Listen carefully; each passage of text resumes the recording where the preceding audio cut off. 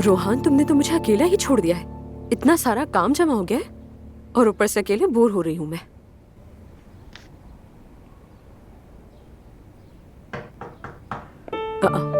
Naila.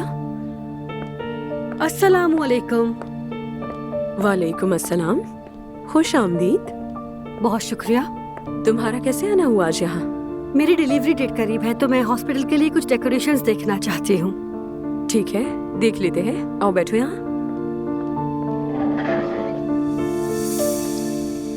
मुझसे decoration करवाना घर वालों को मंजूर होगा? घर वालों को मंजूर क्यों नहीं होगा? मेरा मतलब तुम लोगों के फैसलों में उनकी इजाजत जरूरी होती है। ऐसा ना हो कि बाद में कोई मसला हो जाए। कोई मसला नहीं होगा। आखिर मैं उनको वारिस देने वाली हूँ। जहाँ से चाहूँ करवा सकती हूँ। अच्छा ठीक है, मैं तुम्हें दिखा देती हूँ कि मेरे पास कौन से ऑप्शंस हैं। एक मिनट, ये देखो। इसके बारे में क्या ख्याल है तुम्हारा?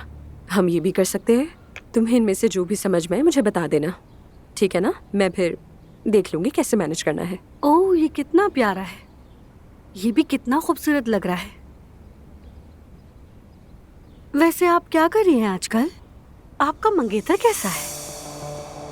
अच्छा है, बस वो अपने काम में बिजी रहता है।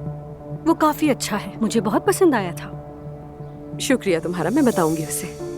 लगता है आपकी शादी करीब है। यानी अभी तक तारीख तय नहीं हुई, लेकिन जब होगी तो पता चल जाएगा सबको। क्या सबको बुलाने का इरादा है? मेरा मतलब अम्मी वगैरह सबको? हाँ, क्यों नहीं बुलाऊंगी। वो आप लोग ड्रिंक वगैरह करते हैं ना, तो बस इसीलिए पूछ रही थी मैं। हाँ, तो जिसे नहीं आना वो ना आए। वैसे भी मेरा नहीं ख्याल कि वो आएंगे। वो क्यों? उनके दरमियान मामला जरा खराब है। हैरत हुई सुनकर। ये बात हमारे दरमियान रहनी चाहिए। मुझे लगता है वो तलाक ले लेंगे। हालात बहुत बिगड़ते जा रहे हैं। मैं जब अम्मी के साथ मजार गई थी तो वो हाथ उठाकर जोर जोर से रो रही थी। बाकी आप तो खुद समझदार हैं। हो सकता है वो किसी और वजह से रो रही हो। नहीं भाई, मैं उन्हें जानती हूँ। आखिर एक ही घर में रहते हैं। बातें भी सुनती हूँ। मुनासिब नहीं है कि मैं आपको घर की सब बातें बताऊँ। हाँ, ऑब्वियसली। खैर, मुझे ये डेकोरेशन सेटअप पसंद आया है। मैं सोच कर बताऊंगी। ठीक है, फिर मिलते हैं। इंशाल्लाह जरूर। अपना ख्याल रखना। Bye bye.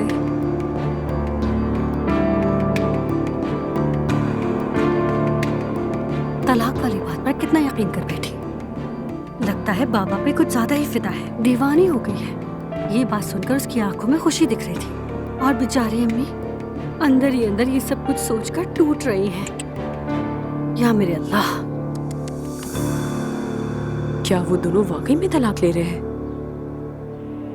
नामुमकिन है।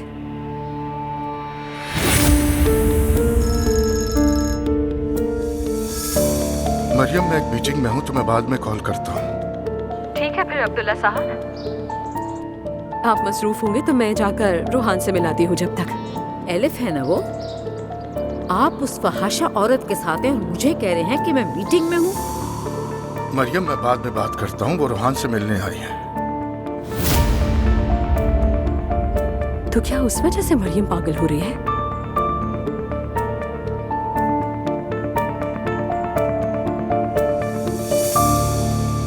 सर, मैं रोहान को ले आया।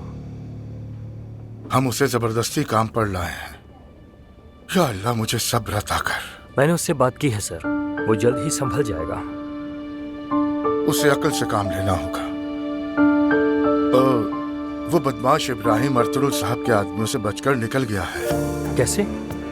यूसुफ, अब एहतियातन नूर पे नजर रखनी होगी। क्या उन्हें मालूम है? अभी नहीं मालूम, मैं खुद बताऊंगा। ठीक है सर। आप सब लोगों का बहुत शुक्रिया। अगले हफ्ते फिर मुलाकात होगी आपसे। कट! तुम तो कमाल हो, तुमने मुझे बिल्कुल मायूस नहीं किया। क्या सच कह रहे हो? तुम्हें देख के लगा नहीं ये तुम्हारा फर्स्ट टाइम है। उमर, अब तो तुम कहे। मुझे ये बताओ कि अगले हफ्ते कोई मेहमान बुलाएं तो कैसा रहेगा? अच्छा, पता नहीं वो सब कैसे करूंगी मैं। ये तुम्हारा शो है, अपनी मर्जी से करो इसे। उमर, बताओ कैसा किया? बहुत अच्छा किया। चलो तुम दोनों यहाँ बातें करो, मैं अपने रूम में हूँ। ठीक है, शुक्रिया रमीज। Bye bye. मेरी जान, बहुत परेशान थी मैं। शुक्र है सब कुछ अच्छा हो गया।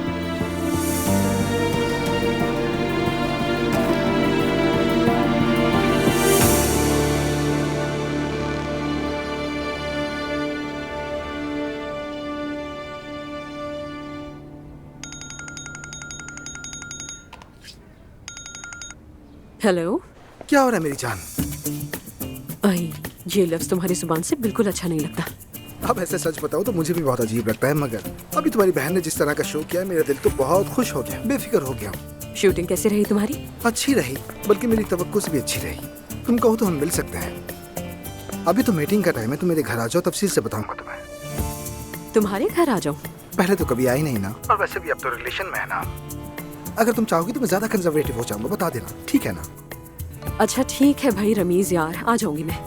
ये हुई ना बात, तो फिर पास्ता और वाइन ठीक रहेगा। हाँ ठीक है, मिलते हैं।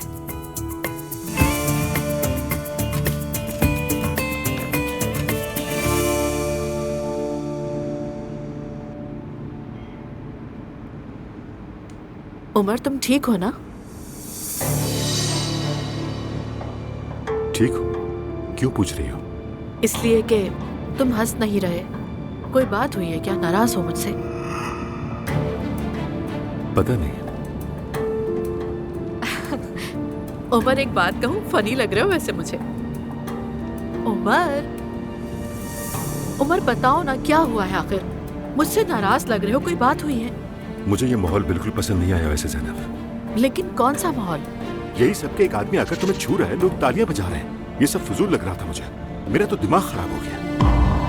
अपनी आवाज सुनाई दे रही है तुम्हें? हाँ बिल्कुल सुनाई दे रही है। वैसे मैं तुम्हें पहचान नहीं पा रही इस वक्त। तुम क्यों पहचान नहीं पा रही? उमर, तुम अपनी हालत देखो, आईने में जरा देखो ना खुद को, कैसे लग रहे हो? वैसे ज़ैनब, मैं नहीं चाहता तुम यहाँ काम करो। क्या? हाँ बिल्कुल सीरियसली कह रहा हूँ मैं नहीं चाहता। उमर मेरी जान, जब मैंने पहली बार तुम्हें इस जॉब के बारे में बताया था तो सिर्फ एक तुम ही वो इंसान थे जिसने साथ दिया। ज़ैनब मेरी जान, उस वक्त तुम एक टीचर थी, मैंने इसीलिए सपोर्ट किया था तुम्हें। इस तरह देखना नहीं चाहता था मैं तुम्हें। प्लीज ऐसे मत करो उमर, तुम तो ऐसे कह रहे हो जैसे कि मैं कोई एंटरटेनमेंट शो कर रही हूँ, लोग बातें कर रहे हो मेरे लिए। ये एक एजुकेशन प्रोग्राम है मेरी जान। आज एजुकेशनल है, कल को एंटरटेनमेंट भी हो सकता है, मुझे ये कबूल नहीं है ज़ैनब।